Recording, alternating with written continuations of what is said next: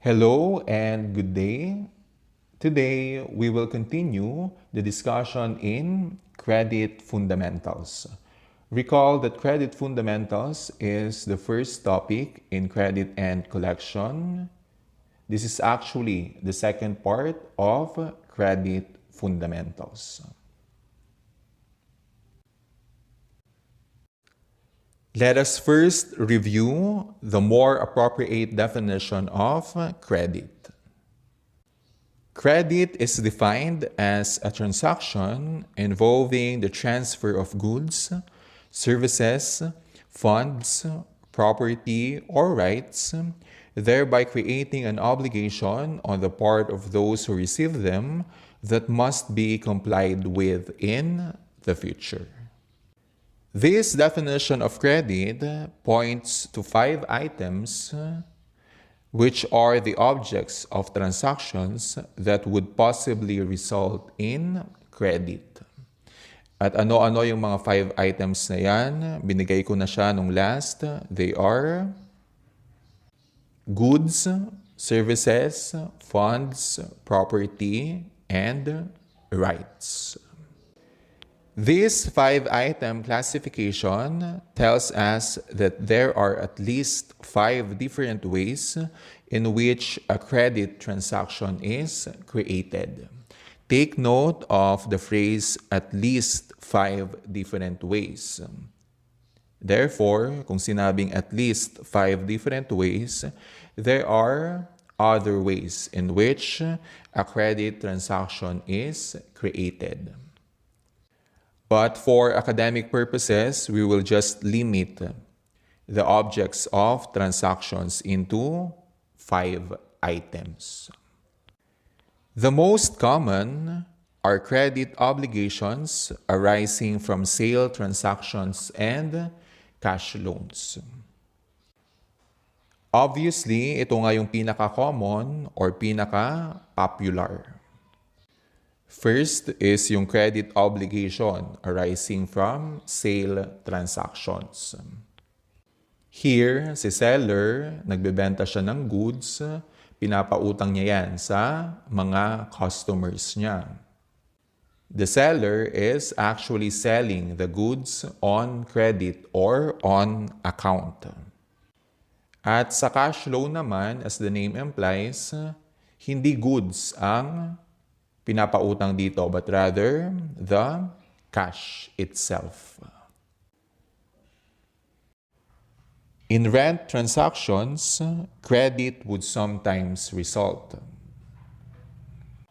Hindi sa lahat ng pagkakataon, there's a credit in rent transactions. Credit would not result in some rent transactions. Since most rental contracts require advance payment for the incoming month, credit is never intended to be a result of a rental contract. Yes, in most instances, nagre-require talaga ang lessor ng property ng 1-month advance or advance payment kay lessee. And since the payment here is advance, credit is never intended to be a result of a rental contract. Primarily kasi it violates the definition of credit. Kasi di ba sa credit, the payment is to be made in the future. Kung yung payment dito is advance, that means hindi niya na-meet yung definition ng credit. In credit, payment is to be made in the future. When a lessee defaults or fails to pay on a rental payment, credit is not actually created. Recall na ang lessee, siya ang nag-rent ng property ni lessor. Si lessor, siya ang may-ari ng property. Yung property niya, pinapa-rent niya kay lessee. And in exchange sa property na pinaparent niya, dapat magbayad ng rental payment si lessee kay lessor. There are some instances na kung saan hindi nakabayad on due date si lessee kay lessor. At meron din namang instances na kung saan delayed. Delayed yung pagbabayad ng lessee kay lessor. It says here na kung na-delay yung pagbabayad ng rental payment ni lessee kay lessor, or kung hindi nakabayad si lessee kay lessor sa takdang oras, credit is not actually created. Why? Sa contract of lease kasi, it is created by mutual consent. Kapag sinabing mutual consent, may consent si lessor at may consent si lessee. Their agreement is ipaparenta ni lessor ang kanyang property, and in exchange, dapat magbayad si lessee kay lessor ng rental payment. Of course, dapat niyang bayaran yon sa takdang oras. Yon ang kanilang agreement. E kung hindi siya nakabayad sa takdang oras or na-delayed ang kanyang pagbabayad ng rental payment, the lessee violates their agreement. And aside from the fact that a credit transaction in contract of lease is created by mutual consent, yung non-payment of rent on due date ay hindi inintend ng lessor or owner of the rental property. That means hindi in-expect ng lessor yung non-payment of rent. Kasi di ba ang kanilang agreement is that ipaparenta ni lessor ang kanyang property kay lessee. And in exchange, dapat magbayad ng rental payment on due date si lessee. That's why when a lessee defaults or fails to pay on a rental payment, credit is not actually created. Take note, pag sinabing default, ang ibig sabihin niyan, delay. However, by virtue of a grace period, a credit transaction is automatically created on a temporary basis. Of course, if ever na-delay or hindi nakapagbayad si lessee kay lessor on due date, pwedeng magbigay ng grace period si lessor kay lessee. Yung grace period na tinutukoy dito, yan yung time allowance na binibigay ng lessor kay lessee para bayaran niya yung renta beyond the due date. Again, the grace period is the time given by the lessor to the lessee to pay the rental payment beyond the due date. It says here that by virtue of a grace period, a credit transaction is automatically created on a temporary basis. Bakit sinabing temporary basis? Kasi usually, yung binibigay na grace period ng lessor kay lessee is a short period lang.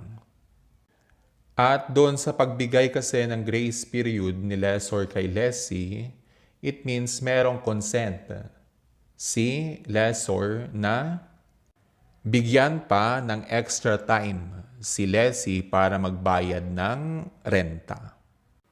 When a lessee requests for an extension beyond the grace period and it is approved by the lessor, a credit transaction also results by mutual consent. Of course, maaaring wala pang pambayad si lessee kay lessor ng renta within the grace period. Kaya ang ginagawa ni lessee, nagre-request siya ng extension. At kung yung extension na yon ay inaprubahan ni lessor, that means a credit transaction takes place. Because here, meron na namang mutual consent. Meron na namang meeting of minds. Nag-request ng extension yung isang party, nag-approve naman yung isang party, therefore, merong consent si lessor at merong consent si lessee. That is the mutual consent. And therefore, kung merong mutual consent, a credit transaction will also take place. Item number 4 deals primarily with properties that are being lent and borrowed for free. That means, yung property na tinutukoy sa item number 4 ay yung property na pinapahiram. In other words, the owner is not expecting something in return. The owner is not expecting for a fee or a payment. In everyday usage, such transactions are almost on a verbal basis. Yes, this usually happens in real life, di ba? Kapag hihiram ka lang naman ng property ng ibang tao, sasabihin mo lang sa kanya na manghihiram ka. It is unlikely na gagawa pa kayo ng written contract na nagsasabing hiniram mo yung isang bagay. That's why in almost all instances, the transaction is on a verbal basis. The following are some of the examples. The owner of a neighboring store would like to borrow your delivery truck for free. Another example, your cousin's wife borrows your Isuzu Crosswind to be used as a bridal car. Of course, in these examples, their agreements are verbal. And the terms of the contract are not spelled out in detail. Take note that if a property is lent out for a fee, the contract to be used is a contract of rent or lease. But if a property is lent out for free, the contract to be used is Commodatum contract. The word Commodatum comes from the Latin word commodore, which means to lend. Again, kung yung property ay pinahiram mo without expecting something in return, such as payment or fees, the contract to be used is a commodatum contract.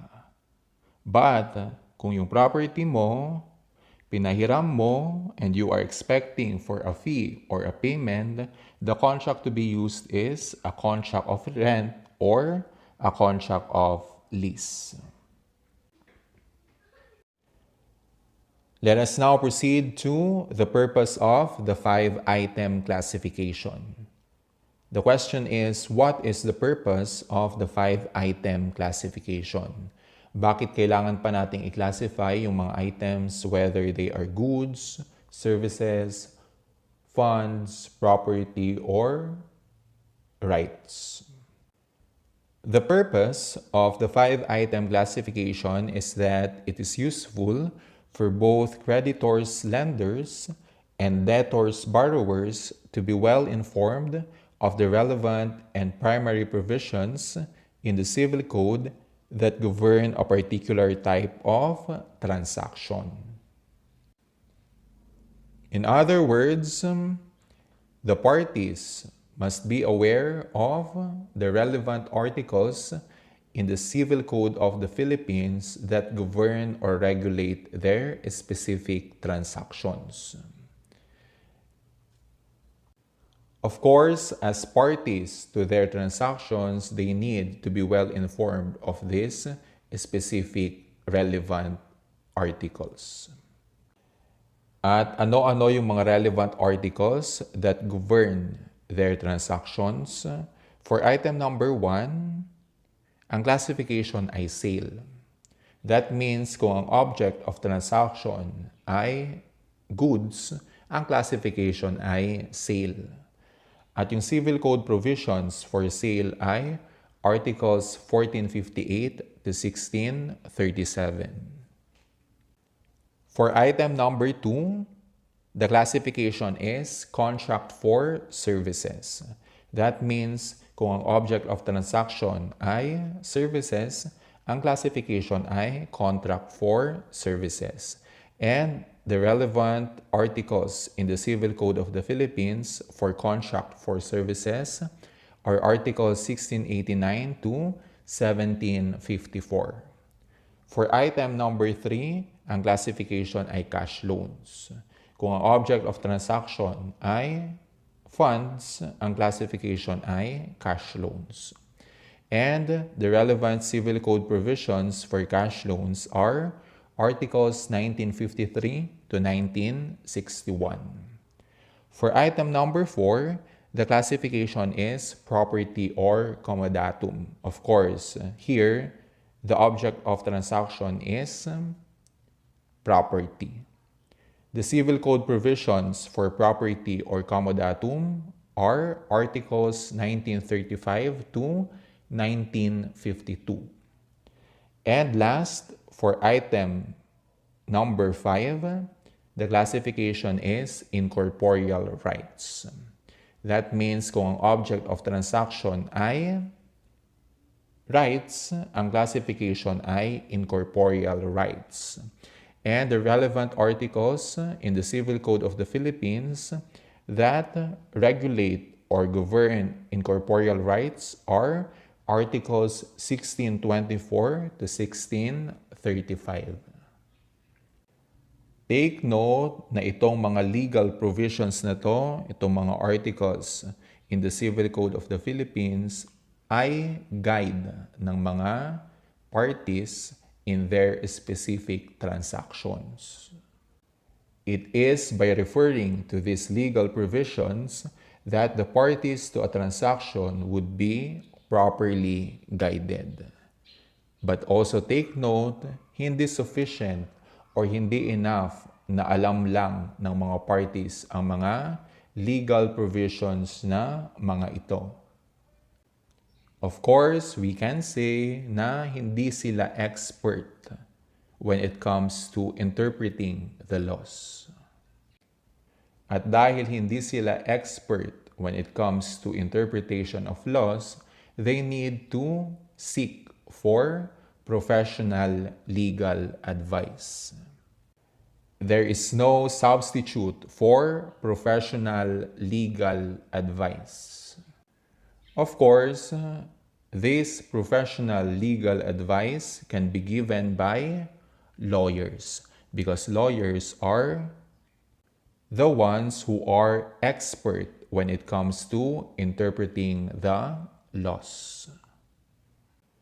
Aside from the fact that there is no substitute for professional legal advice, of course, there are other bodies of Philippine laws not enumerated in this discussion which may have to be applied in certain cases involving credit. That is also one reason why the parties still need to seek for professional legal advice. Because the lawyers are the ones who know how to apply the relevant laws in certain cases involving credit.